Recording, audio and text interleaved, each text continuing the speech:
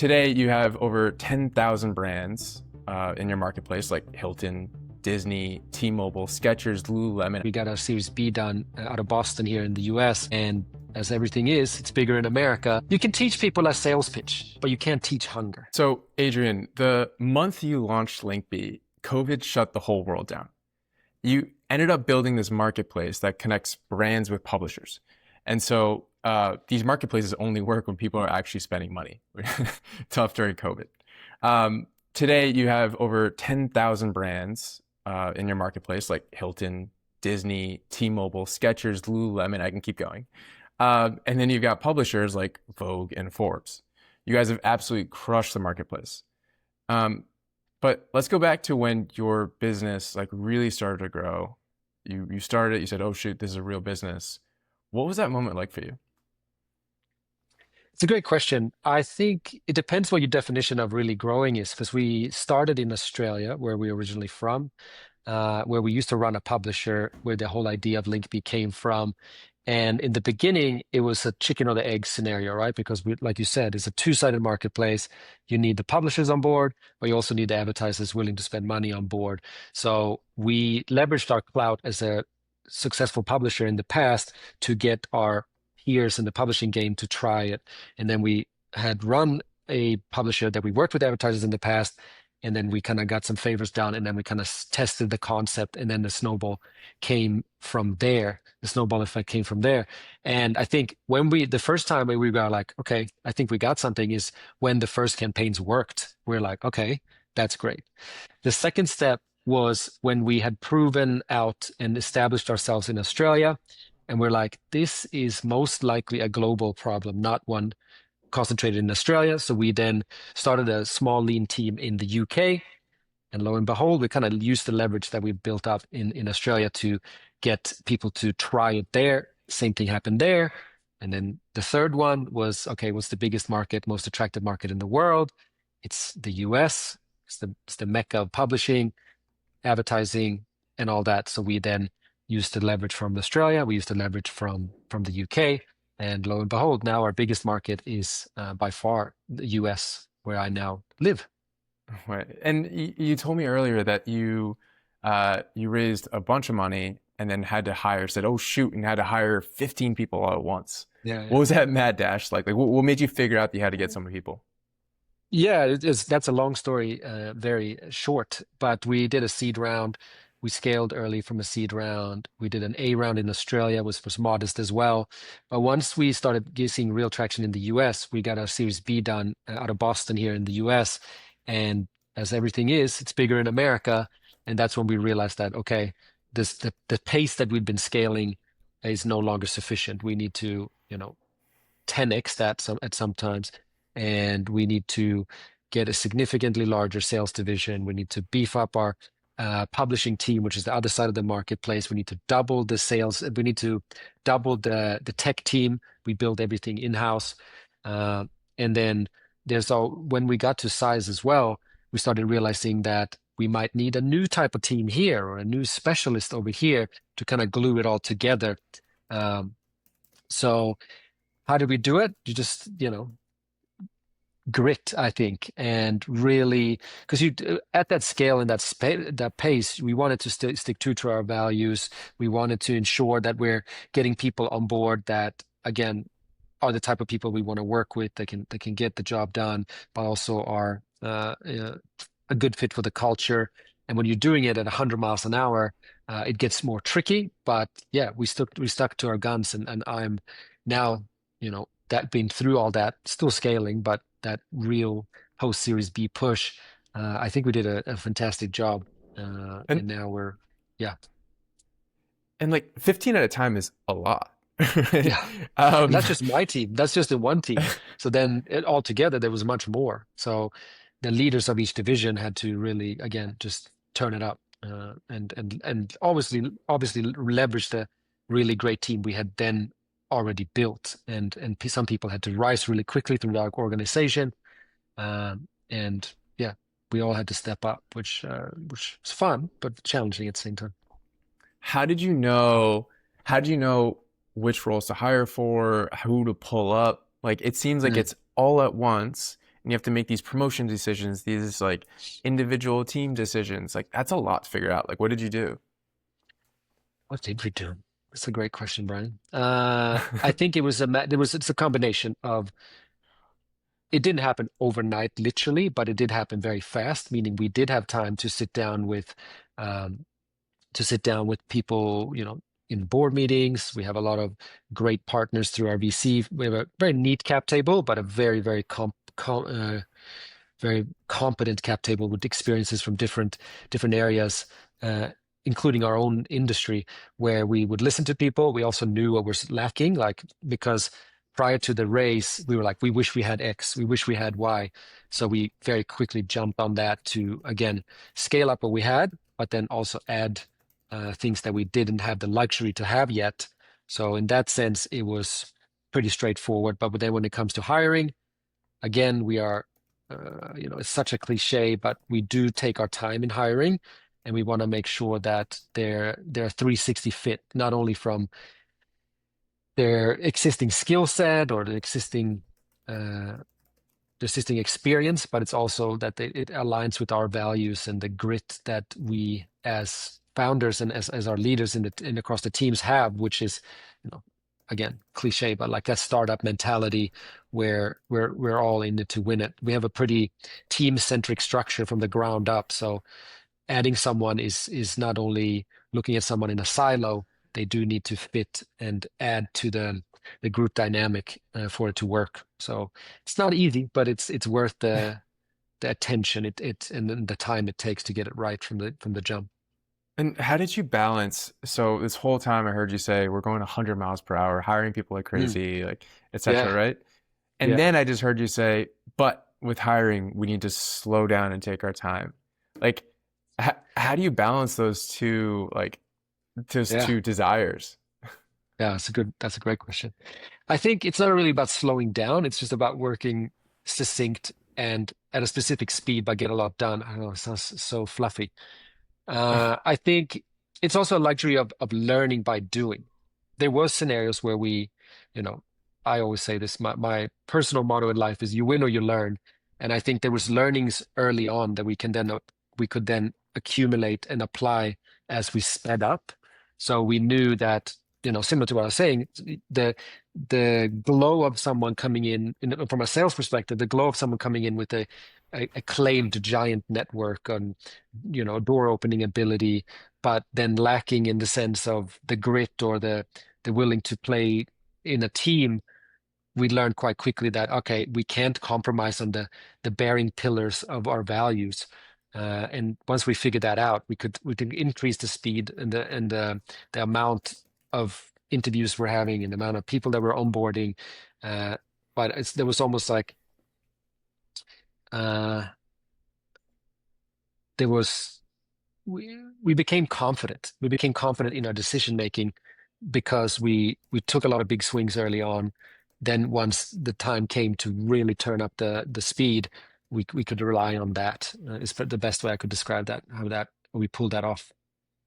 And what about like I heard you say something super interesting when before we recorded, which is Mm, that y your structure hasn't really changed that much, and so you did something yeah. right. Mm, Um, and yeah. uh, like you also said, like, hey, I got beat up before. When you learn, I learned a lot, right? Yeah. Um, but you learn enough to get the structure right. Mm. Um, what do you think you learned that others haven't about hiring?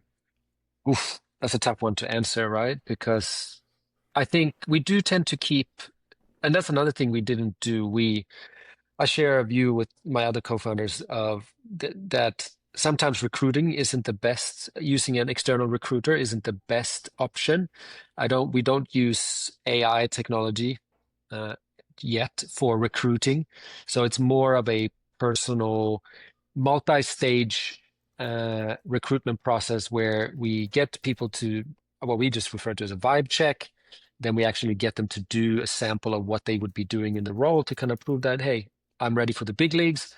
And then we do a final check with me, myself, and with my co-founders, depending on which team it is on, to ensure that okay, we obviously have the helicopter view of what everything, and finding that final interview once they've proven what they know what they're doing, once they had one or two conversations with their future leaders and potentially teammates, then we get that final layer of, okay, does this specific puzzle piece fit in the overall vision of what we're trying to achieve? And if someone passes that, they get to prove themselves within the period. And if they manage to do that, then I think one of the people always ask me in these scenarios were like, what are you most proud of? I think our retention is probably one of those things. We're a 6-year-old company. We're currently, this year, we're celebrating a lot of 5th-year anniversaries. Last year was a lot of 4 1s. And there's like a 1 year delay there because we did a lot on our own in the beginning. And I think what we're also very open to is that retention piece where I mentioned this previously before we jumped on, but we have the ability to move a lot of people around. And that kind of links into another conversation we were having where, for example, as we had those bearing pillars of hiring, it was sales, tech, publishing, we added a customer service team, and then we added more specialist people to kind of glue those functions together. Not only that, we recruited them internally. Some people were working in Australia and wanted to move to another market.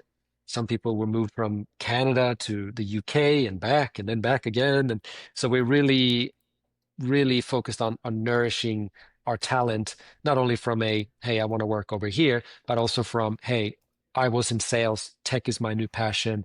I can add value here, here, and here. All right, we'll create a new role for that person in question and allow for uh, great ideas, not only around process, but also where we focus to come from every single corner of the business.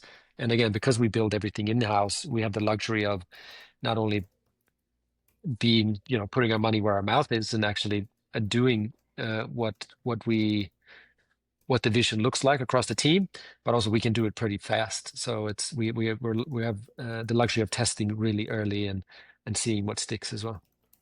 Interesting. Let me play it back. Tell me where I misunderstood. Please. So what I heard, your secret sauce is Mm. you start with a vibe check, then you do a sample of their role.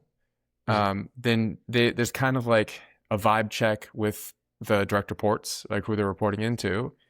And then the final check is, does this puzzle piece fit into the bigger piece?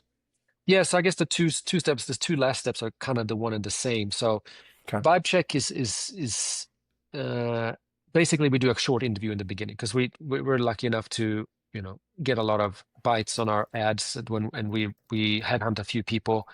They meet the people that we're going to deal with day to day, Yep. and if that's a match, that's great.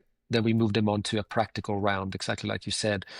If you're in sales, that involves selling us something. If you're in tech, I don't have exactly an understanding of what they do because it's all foreign to me.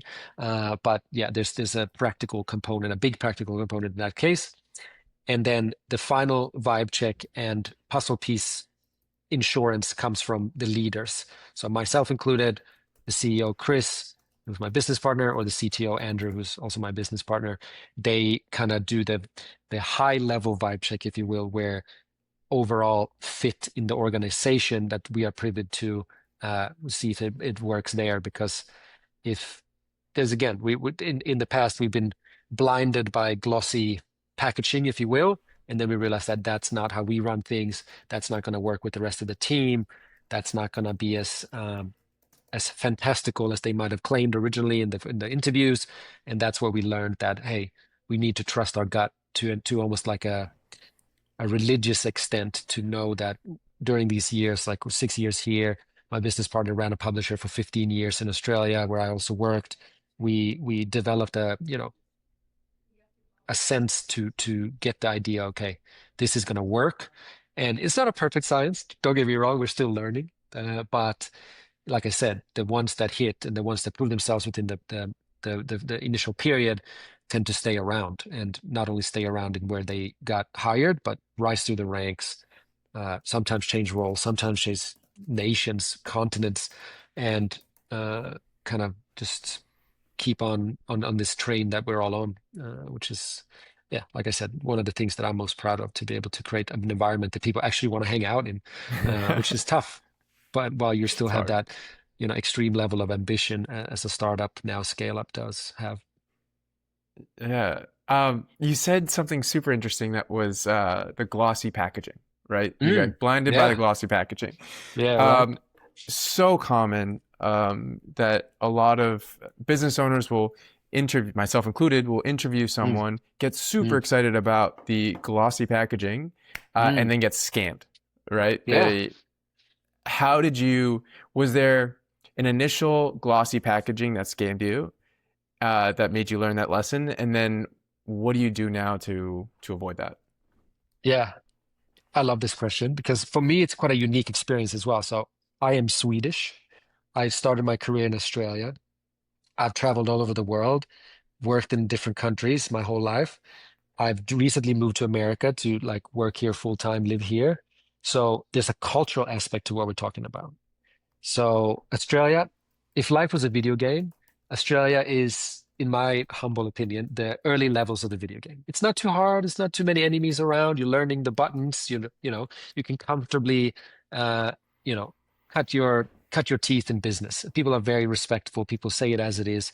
There's not too much smoke and mirrors. On the other hand, there's America, where I went to school, high school here for a brief period. I lived here twice already. This is my third time living here. Now I'm a big, big fan of the corporate dance of America as well. However, the self-belief that exists here and that shows up in interviews where people very sometimes unadvisably talk a huge game, not realizing that if this game gets them in the door, they're going to have to back it up.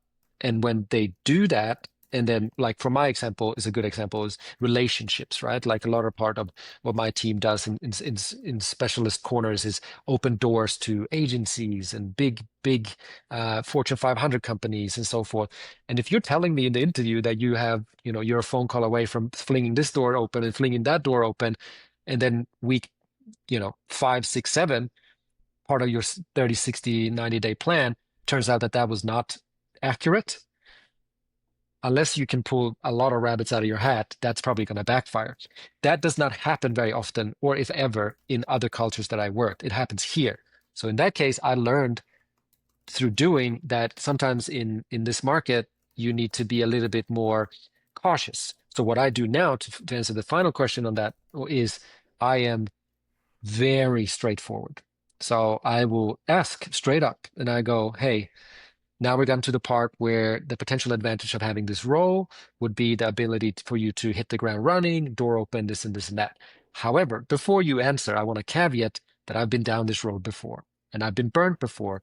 So I would advise you, I'm not telling you what to say, but I would advise you to stick to the truth here because that would give you a uh, larger chance to not only be successful, but to be able to show us what you can really do in the long term.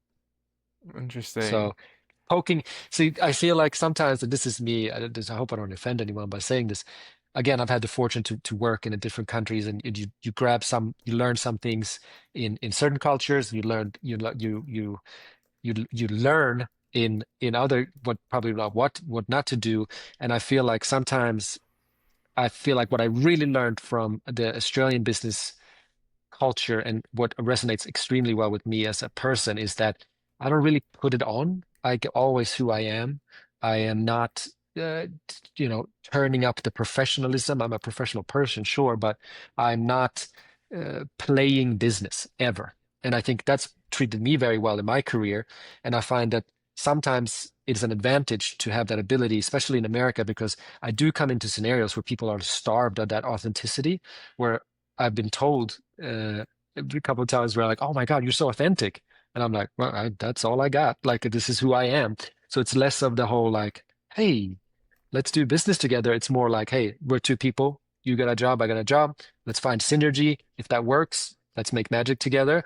And if it doesn't, let's walk away." Like it sounds so simple when I say it like that, but I feel like when it comes to job interviews and stuff, when I say vibe check, first thing I check for is this, am I talking to the real version of this person, or is this like a song and dance and a charade? Because then that's not going to work under my leadership. How do you know? So vibe check. A mm, vibe check implies that you also know what your culture is. A lot of people mhm, don't, right? A lot of mm, people feel like they feel a culture, but they don't know how to say it, right? They don't, it's not mm, clear enough that you could probably vibe check like that. mm. Um, do you feel that way, or do you guys have a very articulate culture, let's say? Do you know what your vibe check is? I am very aware of what my vibe check is. How I would describe it down to the detail, I'm not 100% sure. It's one of those things like you do something for still like 100,000 hours rather than 10,000 hours, where you know you can taste it, you know it, you can smell it if it's not real, right? Uh, I like I've done this enough now that I dare you to fool me. Like, good luck. Like, I see through it. But I think back to serious answer to that question is we have our values. So, like, we spent quite a lot of time creating values, and they're like three pillar values, and we do vibe check that. Like, it's one of them that comes to mind is like bring your own magic, right? What that really means is that the dream scenario for us when we're hiring is always to find people that are better at something than we are. That's how you lift the bar, right? And I think when someone's coming on board and someone's interviewing well, and you give them the freedom to just, tell them about your passions, your long-term plans, and what do how do you see what we're doing? Like, kind of testing them if they've done their homework about Linkby and our effect and where we sit in the market, but also going, is this likely this person will come on board, thrive here, add something to the soup, so to speak, and then and have the confidence to be who they are, because people can only play a role for so long. And I'm trying to go under the surface and go, okay, this person, when you know. Like, I love an interview, especially when I'm on my business with my business partner on. We have this thing where when someone jumps off the interview, we both stay on, and then we just look at each other, and once in a blue moon we go, so they are in. Like, you just know right away. There's like no need for discussion on this or shortcoming here, because the package, whether it's might not be perfect, they might be lacking over here, but the overall moldability, hunger, and again, vibe. What does that mean? But the vibe, the overall feeling that that person leaves in the room, we know if it's a win. And when you know. But it's the times where it's like, okay, this could go either way. What about this? What about that? Then we need to get together and really think about the pros and the cons. But yeah, I think secretly we do always look for that moment where we don't say anything, but just look at each other and go, that one. Because it's awesome, and I love that when it happens. And those are the people that stay here. I call them lifers. Like, a lot of the people that work here now, especially in senior positions, we've already worked with. So my two, I see Caitlin Hibbert, who runs the UK and the US for us. She's amazing. I hired her out of uni at the previous job that we worked, and she was, blue-eyed, bushy tail, and she's technically from the UK, but she leads. She's technically from Australia, but she leads the UK and the US for us, where she now lives in the UK. Then Pete Richardson, he leads Australia for us. I hired him as his first like corporate job back in the day at Pedestrian, with the name of the other business. Now he leads Australia for us. And then I can name 10 more people. Our CCO, Chief Content Officer, Vanessa Lawrence, who is one of a kind. She used to be the head editor at Pedestrian and a bunch of other places, but we hired her because we knew she's the best in the game. So there's so many people that, again, we know that they're willing to come on this journey and everything it entails. And having that type of support is undercooked by like this level of not only personally knowing someone, but we know that how willing they are to come on the same journey for us, because this is our baby, right? Like, this whole business changed my life, and to have that level of trust, like deep-seated level of trust with key players in the business, is a luxury that, if that's something that exists for someone, that should be sought after aggressively, because it's such an advantage. It's tough. It's tough. Mm. Um, what is it? Earlier you said you look for people who are moldable and hungry. Mm. And I Right? feel, Don't you yeah, agree? everyone, right? You can But teach people a sales pitch, but you can't teach hunger. Right. And I think especially now that I said like it's my baby, and we have a pretty team-centric setup as well. We have an ESOP, employment stock option program, so everybody owns a small part of Amazing. the business. We have a component of we have unlimited, uncapped commissions now, and we have an individual commission structure and if you're in sales, but we also have a group one where if the business hits its growth target for the quarter, everyone in the business gets a bonus.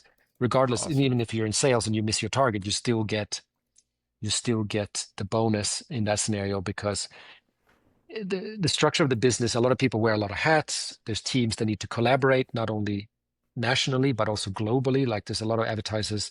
We work with advertisers like Alpha MD is a good example. It's a premium sunscreen. They advertise in all three of our key markets. We just opened up Europe, France, Holland, and Germany. And there's advertisers that work there now that come from other markets. I spent a lot of time in China lately. I'm going to China on Monday again because there's a lot of Chinese advertisers that want to get into these markets. And usually that would be very complicated, time consuming and costly, but we open up those doors. What I mean by all this is that depending on it's unrelated to what team you're on. You need to work a lot with your teammates, whether it's in the same team, they're in a different team, and then our team-based commission structure, our team-based values need to reflect that, which they do, and that's why that works and is slightly different than you would see in a traditional sales structure. Yeah. Interesting. Hmm. Because like for how can you tell if someone's moldable and hungry? Because those are very hard to tell really early on. Uh, Again, 10,000 hours, right? Yeah. You It's how people show up. It's the type of questions they ask. It's the type of proactive uh, preparation they do when they show up in a meeting. It's the follow up, whether it's prompted or not. Like, I probably shouldn't say this, but I learned this from someone very intelligent that I give a little breadcrumb in interviews, and that Mm. breadcrumb can be ignored. It can be eaten, or it can be turned into a cake, depending on how you take it. And that can be a breadcrumb in the sense of, oh, that's really interesting. If you got time, flick me some information on that. And that's not, I don't care that much, but I do care about how you act on that because it shows attention to detail, how again, how hungry you are, how creative you are in terms of, is this going to be a chat scrape that you're going to put a different font on, or are you going to actually give me something that's insightful and interesting? Whether it fits perfectly in the Linkby structure or perfectly in the Linkby world doesn't matter. It's what I'm testing is, hey, are you here to win? Because we are, and you might fit in this team if you show me that. So there's this test you can do, but again, like it's a you smell it, like you can Taste. tell if The someone's taste. in to win. You know what I mean? Like Yeah. uh, it's yeah. So it's when you know. What kind of, so follow up, got it. Proactive preparation, got it. Mm, Questions they ask. What kind of mm, questions indicate moldability yeah, or hunger? yeah. If the questions aren't what you think they're going to ask. If they go, Um, hey, I read up what you guys are doing. How about this thing that might be a bit left of field, which means that you've taken this further than going, hey, chat, what should I ask in this job interview? Oh, what's the hardest part of your journey? Da, da, da, da, da, da. You know what I mean? Like it's a lot of questions get repeated because people do that. And it's like sometimes it's a fair question and you can answer that as a founder, what are you most proud of? What it is, what it that. But then when someone's applied themselves and going, okay, I have an understanding of the PR world, for example. What about this? And I was like, wow, it took uh, me a while to get to that doing this business. You're already there. Clearly you have something to add here from a fresh perspective. What else do you got? And then you can tell that someone like has a genuine interest, curiosity about something, or if they're trying to tick a box of now we are in the I ask questions part, question one. You know what I mean? Like you can question tell. You two, can yeah. tell if someone's is actually interested in what they're asking rather than trying to tick a box. What about, okay, so type of questions, proactive preparation, follow-ups. Those to Mm. me all feel like hunger indications. Yeah. Um, what about moldability? Because that's something that's so Mm. important to me. And my gut tells me that you can only really tell it during the 30, 60, 90. Can you tell that during interview? Uh, I guess you're right in terms of that would be hard to get a definite answer on, is this person moldable or not? I think it's also an attitude thing. If someone comes in with a ton of bravado and almost like an I know best type of attitude, signs point that they might not be the most moldable person. But if they're like, again, curious and they're listening as well as talking, they are, again, curiosity is a word I keep coming back to. That probably means that they might come in with some serious skill sets, which is great. That's what we want. Yeah. But we are a completely new way of doing things. You're gonna have to, doesn't matter if you're most experienced performance person, PR person, publishing guru, you're gonna have to add a new perspective on what you've been doing because this has never been done before. So it's one of those scenarios where, you know, you might be the best airline pilot ever, but we fly spaceships. You need to learn Yeah. something new here, in that sense. Yeah, we had I was a management consultant, and we Mm, had during our interview process, we'd have case studies, which for you the equivalent would be like doing the daily project, mm. and we'd get feedback, and based on how people during intentionally give feedback during that session, based on how That's people great. adjust given Yes. feedback, tells moldability a little bit. I might Um, steal that. That's a great idea. please do. Yeah, no, it's fantastic. There's an element of that still, but like I think more intention behind that is great. I really like that because Yeah. again, the winner you learn, right? Like even if you don't hit all the notes that we want to see, if you show me that you can adapt on the spot, you can adjust your perspective on the spot in a Yep. nervous setting like a job interview, like you're winning points like never before if you do that. So I love that. Yeah, during we called it day in the life testing. And so during day in the life Mm, testing, you do a critical thinking test where you ask a problem that doesn't the answer doesn't matter, it's just how you think about it. mm. Give feedback and see how they adjust their approach based on feedback. And then now we've added an AI layer where you have to we have to live watch you use Claude, etc. And Oh, if you just kind of copy paste it to your point earlier, if you just copy paste the output and change the font, yeah. like no. Um, so It it's tough happens. You might be shocked, Brian, but it does happen. for sure, for sure. And what does so you've mentioned at this time four times at this point you've mentioned your onboarding 30, 60, Mhm, 90, etc. mhm, mhm. What's special about your onboarding? You seem you're passionate about it, so I'm excited to hear what you got going on. Ah,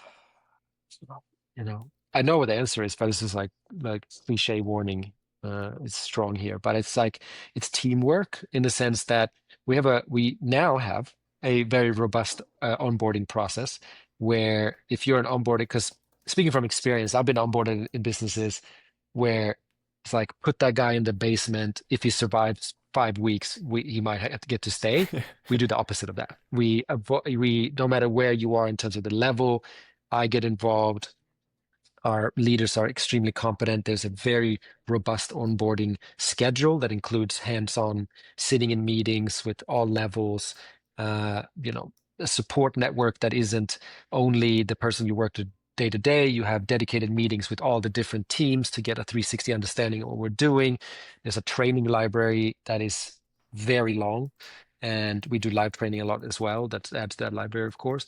But I think it's the teamwork aspect that you're not just assigned a buddy and then hopefully that buddy can do that job well. You get passed around in a productive way to get the understanding of what we're doing day to day. So the 30 days, mostly the first 30 days mostly for everybody is just sponging, right? And but sponging from uh, practical in real life examples and learning by seeing and then eventually doing, of course.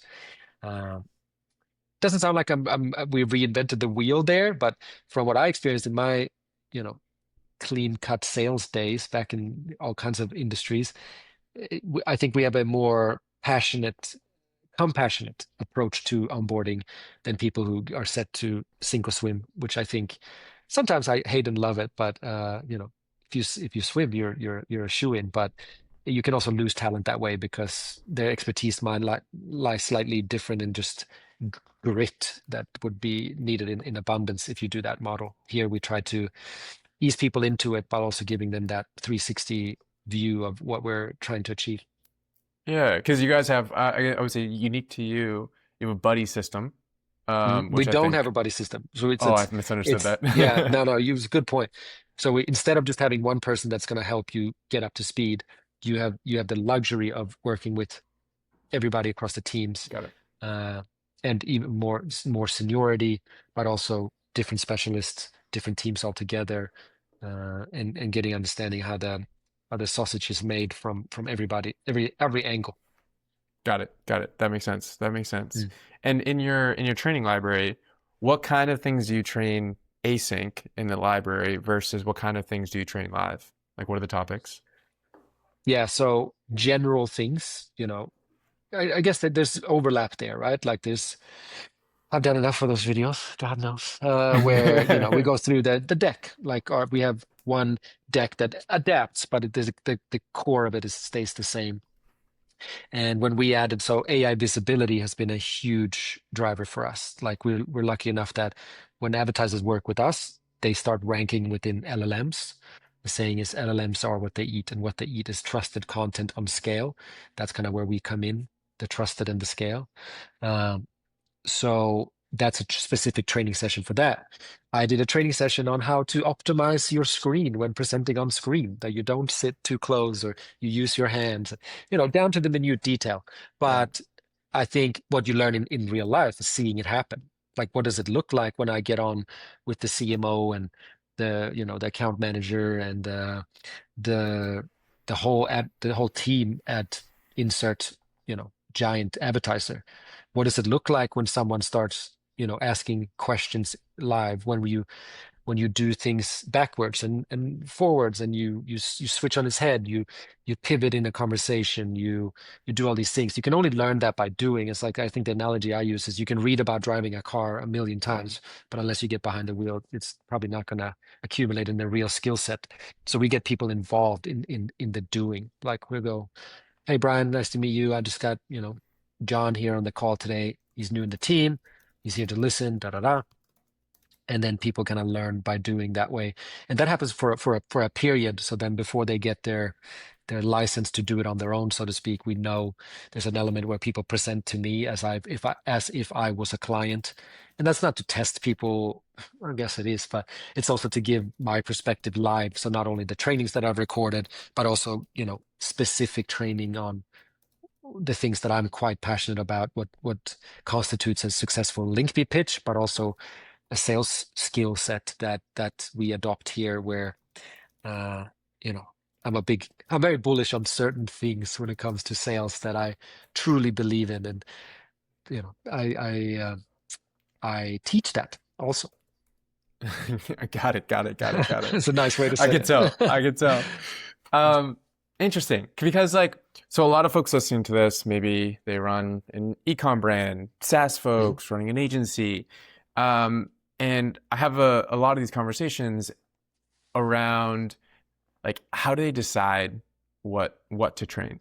Because like a lot of the some of the topics you mentioned, like like at 1 million, 5 million revenue, you may not have trainings where how far it's so niche that how far away from the camera you should be when you're presenting, right? Those That kind was of the trainings most maybe. niche example I could think of. So I don't think anyone's watched that training in the last 3 years, but it is out there, and they should adapt it Yeah. because it is important.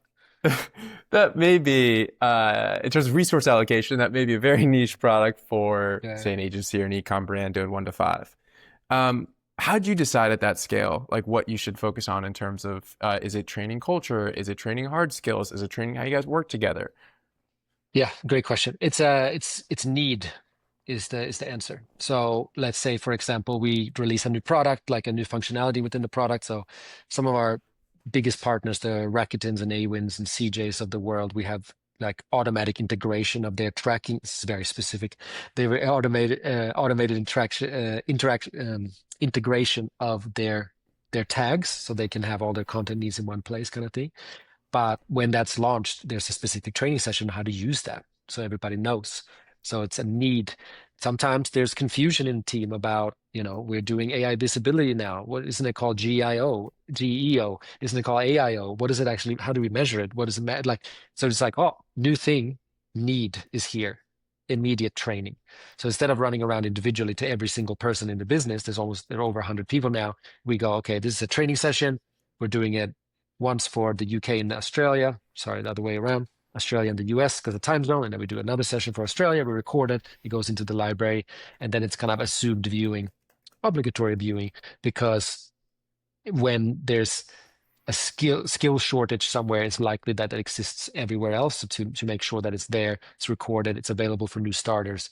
We create training that way, and we have a pretty regular training schedule as well. There's never a shortage of things to train for. It's more about, okay, what's the first cab off the rank? What's the biggest necessity? Is a new product launch? Is it a change in the industry? Is it a new focus? Is it a new division in the business that we need to learn how to maximize? So it's need is the answer. We see the Mm. need, and then we make sure it's universally adapted and understood. Universally adapted is interesting. Mm, That's yeah. hard because so you have a Yes. whole so you have over 100 people now. Yeah. You have a skill and you're like, hey, I need people to do this a certain way going forward, right? So it's Mm, it's you train the skill and then you make sure they continue to do the skill. mm, Both are have their own challenges. Um, correct. have you changed your approach on either? And I think the how do people continue to do the skill afterwards is probably the hardest part that people struggle with the most. So any tips there would be very helpful. Big question, right? I think first thing that came to mind is repetition. I think I learned, we know we learned, I learned that it's not enough just to say it once and then assume that everybody knows what's going on. So I think as a leader in the business, I speak to my team and go, hey, as we, the importance of having AIV conversations and meetings, right? Because every brand who's worth their name right now is clawing at AIV, AI visibility, GEO. And this is a very specific example. I noticed that, and that's our biggest ammunition right now. Like that's what everybody wants to talk about. It should be discussed at every meeting with a new client, with existing clients. It's not a question of if, it's a question of that needs to happen. So, we have ways of checking in on communication, checking in on meetings, sitting in with um, with leaders that are on other reps calls and so forth. And it's not a matter of policing. It's a matter of, have I done a sufficient job to make sure that this is locked in, like people understand it. You need to understand the why behind it. You need to understand how to talk about it. You need to understand how to ask or answer certain questions and curiosities that mostly likely will come from the clients. And if I find out that, okay, it did happen, like we went pretty hard on it, like announcing it, training it, you know, repeated on all hands, global all hands every week almost. But I still figure out that, okay, this is not landing the way we want to land. So we have, in this specific case, we have a guy in Australian team who's very talented. His name is Connor. He's similar to me. He's obsessed with the whole AIV thing, right? So he listens to podcasts all the time. I've been on enough panels now, and I do these type of things. I do seminars or keynotes in China and in all over America, in the UK. So I just realized that I need to do a better work for this to rub off onto the full team. So there's not a question if they're actually doing that lift when they're in meetings, because if I haven't established, another thing I've said, it's the why, again, cliche, but it works. If someone in the team hasn't understood the real why, their why that's a beneficial thing for them to talk about, then I've failed. So then we need to go back and we do another training. In the case with Connor, he then did training, because instead of listening to me on repeat, which with my Swedish accent, I can understand it can be very annoying. But so Connor, who doesn't have a Swedish accent and is very interested in the AIB thing as well, then led a training. And the feedback from that was great. We started a specific Slack channel where it's all about the AIB conversation. We are going to all the conferences where we are not only present, we're also listening, because again, AIB GEO is being discussed to an incredible extent. So we turned it into something that became a team a team interest rather than just the interest of me and Connor. So we made it very clear that this is not something that's a nice to have. It is a core of what we do. And lo and behold, a year later, that we succeeded in doing that, and it's bearing fruit for everybody involved now, which is great to see. Um, so how do you know, two questions.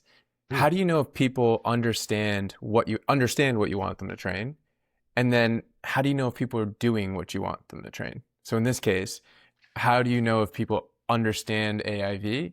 And then how do Mhm. you know if people are pitching it to clients and doing all the things with AIV that you want them to do? Is it Yeah, like it's metrics, this. quizzes? It's not that policed. Again, we're extremely team motivated. Like people here, like the analogy I use is we're in a boat and everybody's rowing. If one person stops, the boat just starts spinning around, right?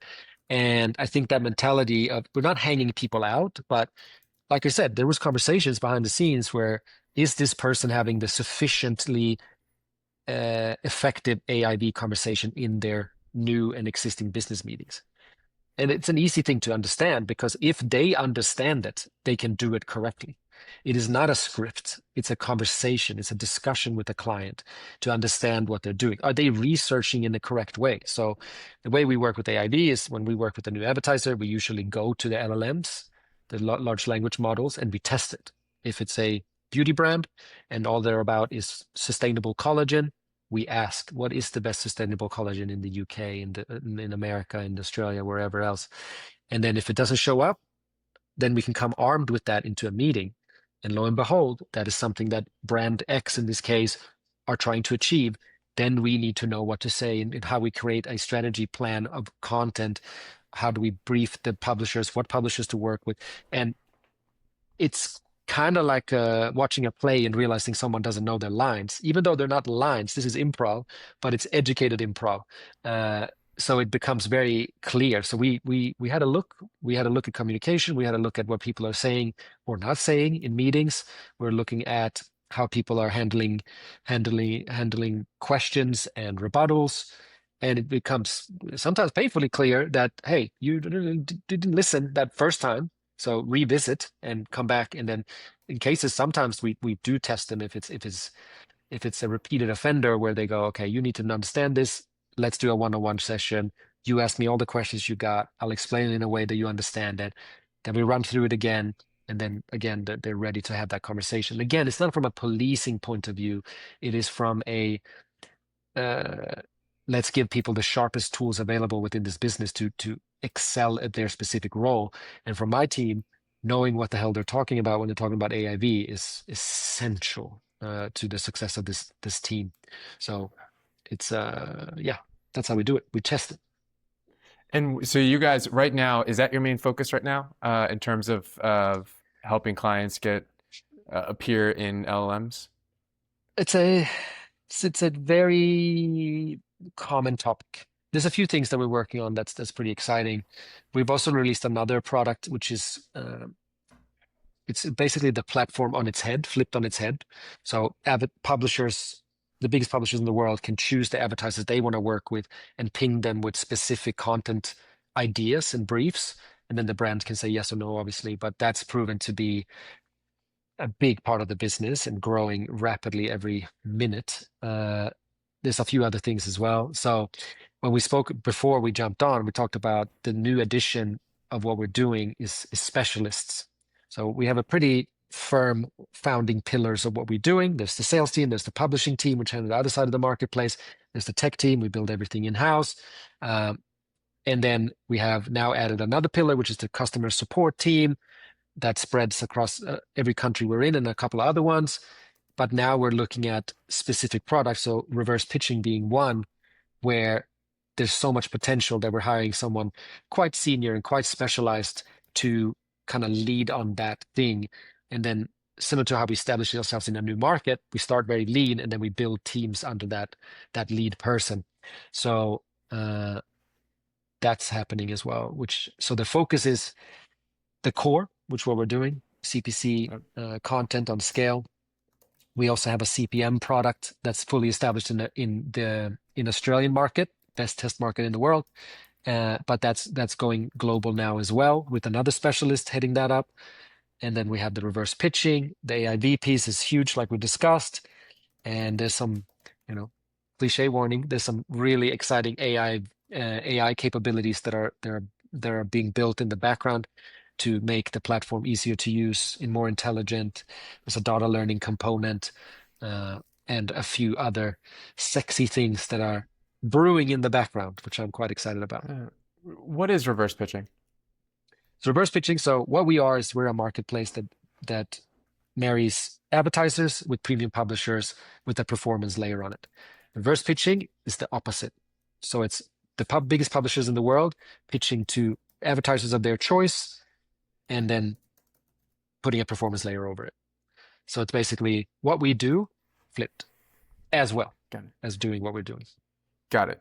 And maybe like, what are some use cases? So let's say I run Yep. a e-commerce brand.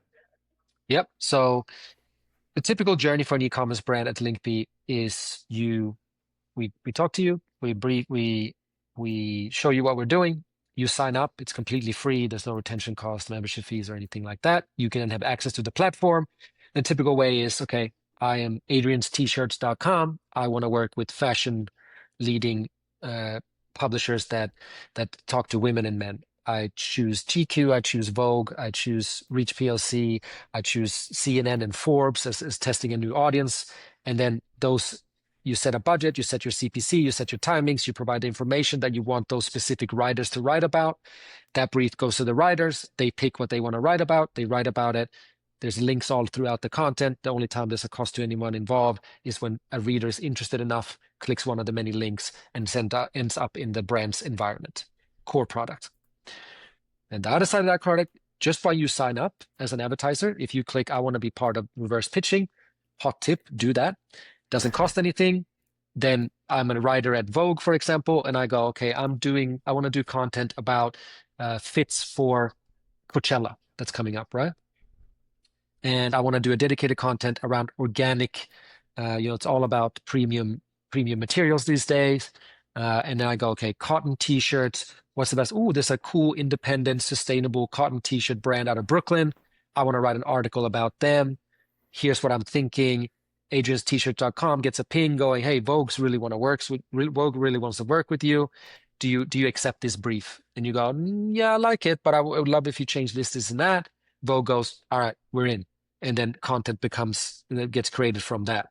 So again, and then overarching that back to what we're talking about, when you get featured in these trusted sources, other things start to happen. Like obviously you're introducing yourself to new audiences, you're driving premium awareness in the most sought after environments online. You're having writers from these publications saying to their audience in the way they know their audience gets engaged by, why they are obsessed by a specific brand or a specific product. Then at the new frontier, as we spoke about, is the AIVs, the AIV lift that comes from this. Again, LLMs scrape trusted sources all over the internet to find the answers to your questions. What is the best organic t-shirt brand? Here you go, ranking number one as Vogue, Marie Claire, Forbes, CNN, insert any other publisher you choose to work with. They all say the same thing, that this is the brand to be behind. Lo and behold, you're now number one recommendation to people's problems of finding the best t-shirt. So it's an overarching objective. And that obviously feeds in from both the original form of working with us, where you are the one pitching the publishers.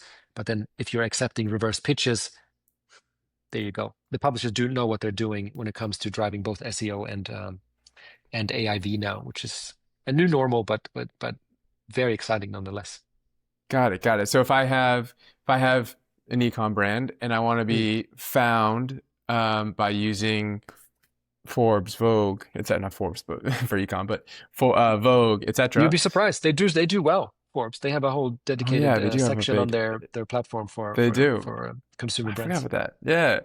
Yeah. It's called Forbes Recommend, I think. Don't quote me on that one. It's Yeah, called something cool. something like that. Yeah.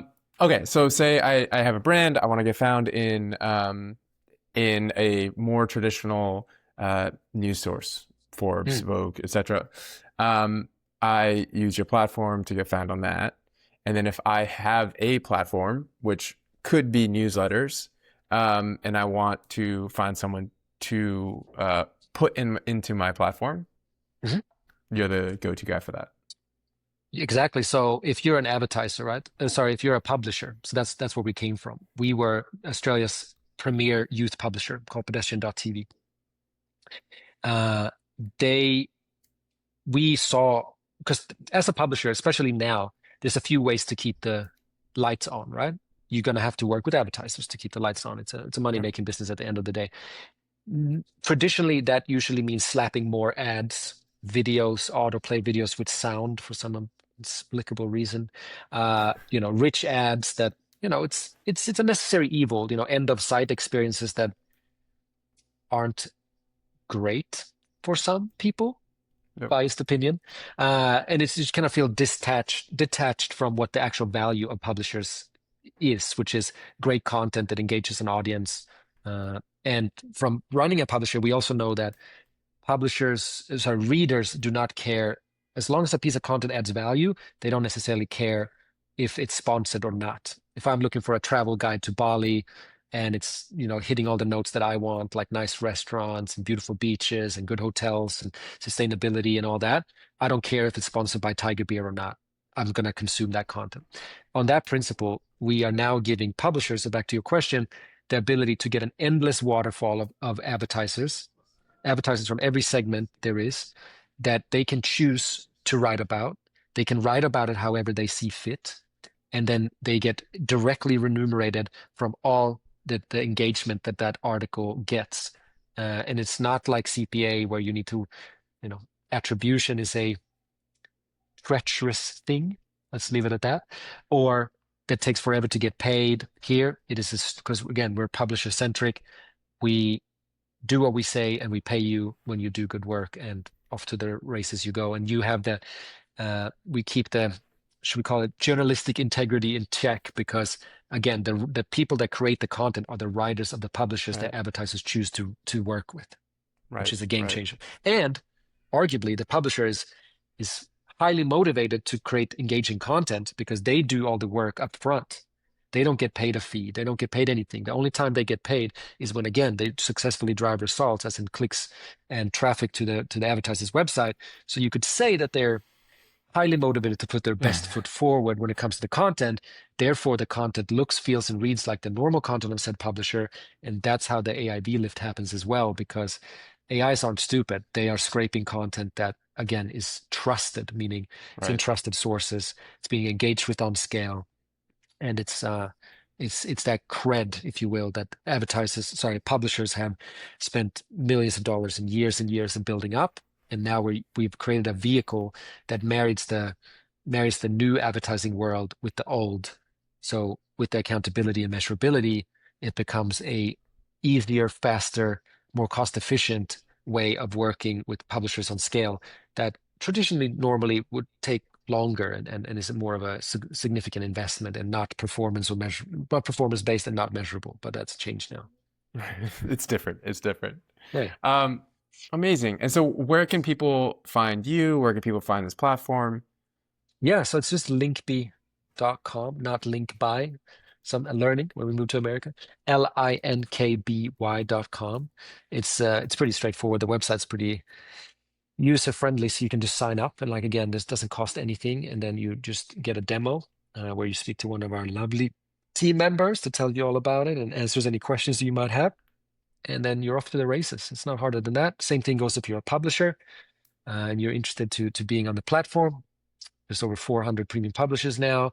There's Substacks, there's newsletters. If you're interested to finding an incremental revenue stream while doing what you do best, which is great content for your audience, then you can do the same thing. Just jump on linkby.com and sign up there, and you'll speak to our publishing team, which are amazing. Amazing. Amazing. Well, this has been fun. Thanks for joining, Adrian. Yeah, I really enjoyed this, Brian. Thanks. Great questions. I really like this format as well. You're very good at what you do. Appreciate it. Appreciate you. Appreciate you. Thank you. We'll chat soon. Thank you.